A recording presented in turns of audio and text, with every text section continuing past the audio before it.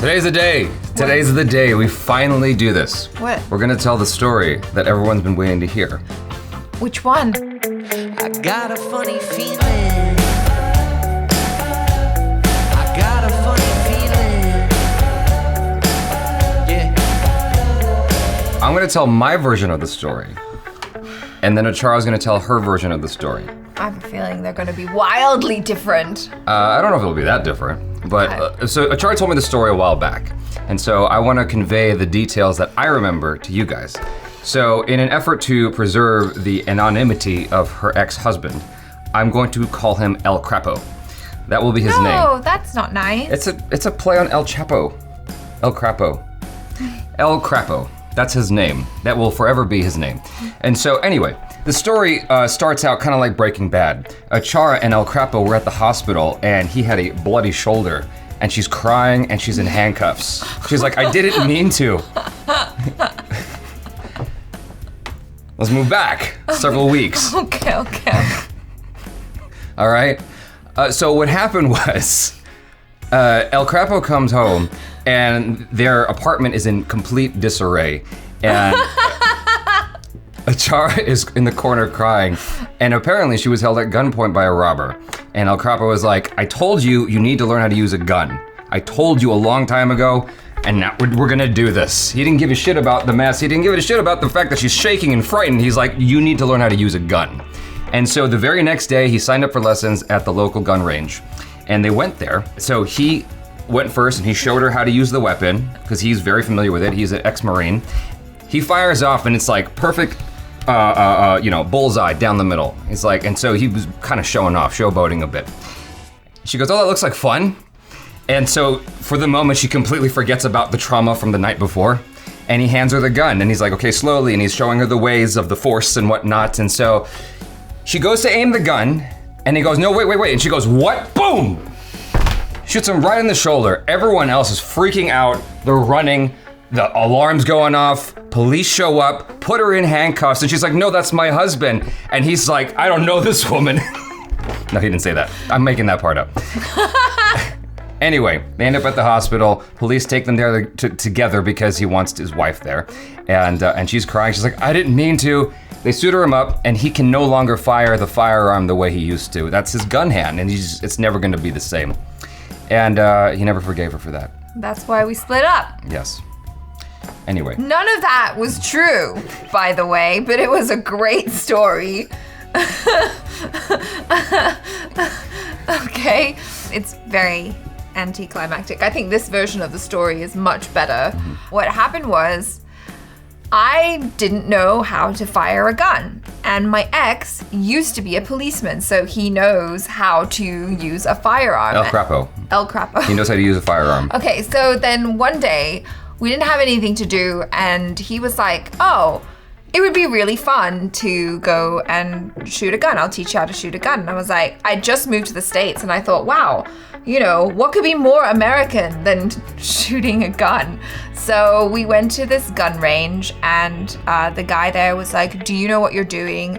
And El Crapo was like, yes, I used to be a cop. And the guy's like, okay, let me just lay down the rules, blah, blah, blah. I don't remember most of them, but the one that stuck out in my mind was, never ever point the gun at anyone in the range. Mm-hmm. Like because basically you go down there and you've got your little, lanes with the person. You can choose whatever your cutout looks like. Yeah. You can aim when you're shooting down there, but you shouldn't just willy-nilly aim your gun. And you have these massive earmuffs on as well, so you can't hear shit.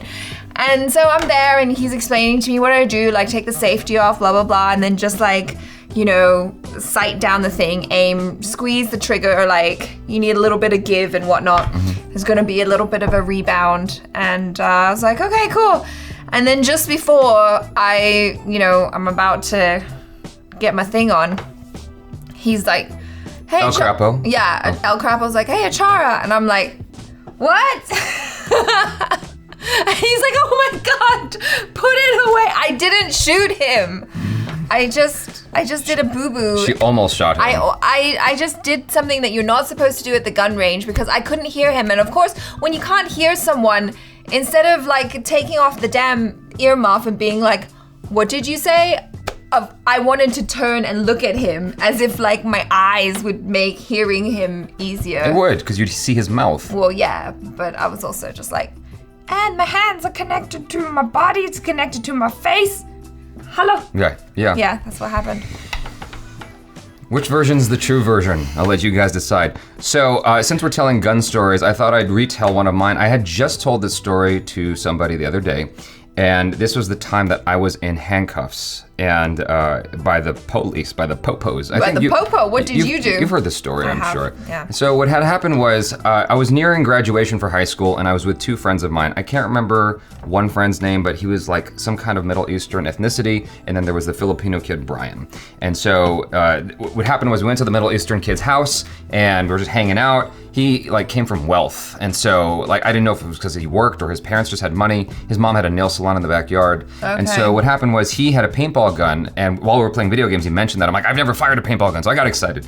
And so he showed us in the front yard how to use the paintball gun. I was firing it, and there's this splat. It was just cool. It was cool to mess around with a paintball gun for the first time. And he goes, I have a BB gun. I go, what? I've never fired a BB gun before, like a rifle. Like I've fired pistols, but not a rifle. Okay. And so we went to the backyard to shoot little toy army soldiers, right? Like in Toy Story. The little plastic ones that are like 2 cents each. And so we're shooting, and the Middle Eastern kid is doing a great job. He's had lots of practice, clearly. Yeah, exactly. And then I do a pretty good job myself knocking out the army guys, but Brian is terrible. He's like, the BBs are ricocheting everywhere.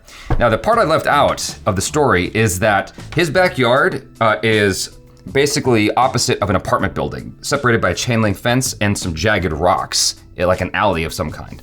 And so what happens is that we don't notice. Brian shoots and misses, and the little BB ricochets off the jagged rocks through a window on the second story. It's only a 2-story apartment building.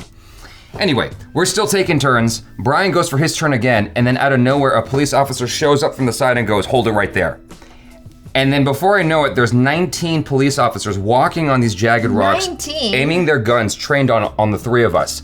And I'm freaking out because I'm like, those are jagged rocks, and you guys are armed and facing your guns at us, and if you slip, your instinct is to pull, and you might pull the trigger and shoot one of us. And I'm freaking out. So they scale the fence, climb over, come around us. The Middle Eastern kid's mom in the nail salon shop comes out and starts crying. She doesn't know what the hell's going on. They put us all in handcuffs. They check our body.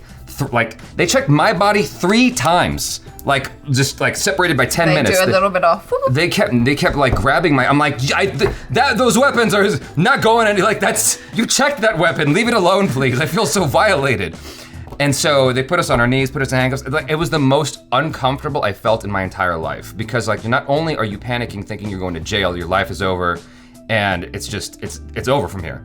It's like wildly uncomfortable feeling the tightness of the handcuffs, and your instinct is to like get out, and you can't. And if you do anything, the cops will shoot you, or And so you're just waiting it out. They took my name down. They're like, next time, don't shoot that direction. They're like, basically, I'm pretty sure by the time they looked at us, they knew that there was no problem, but they were there already.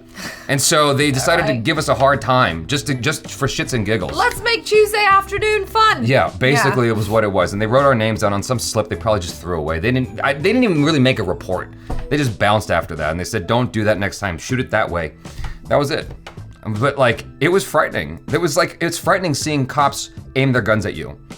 It's the freakiest fucking feeling, I gotta tell you. Anyway, that was it. That was the only time I was ever put in handcuffs. That's not the only time I was harassed by police, but... It's the only time you've ever been put in handcuffs? Well, except for that one time you did it, but outside of that... I've never put you in handcuffs, Jaby KOAY. Says you. I never. Well, you don't have an ex-girlfriend story involving handcuffs? Yeah, you.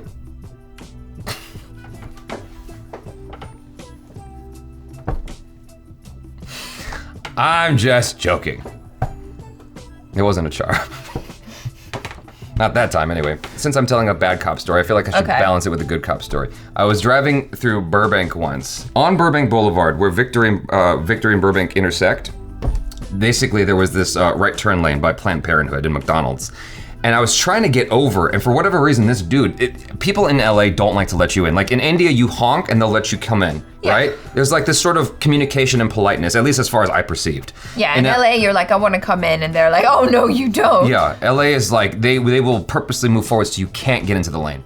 And so what happens is this, I'm trying to signal and get in, and this guy just won't let me. So I end up making an illegal right, like he makes his right and I come around. You're not supposed to make a right from this left lane, right? We're on the opposite side of you guys.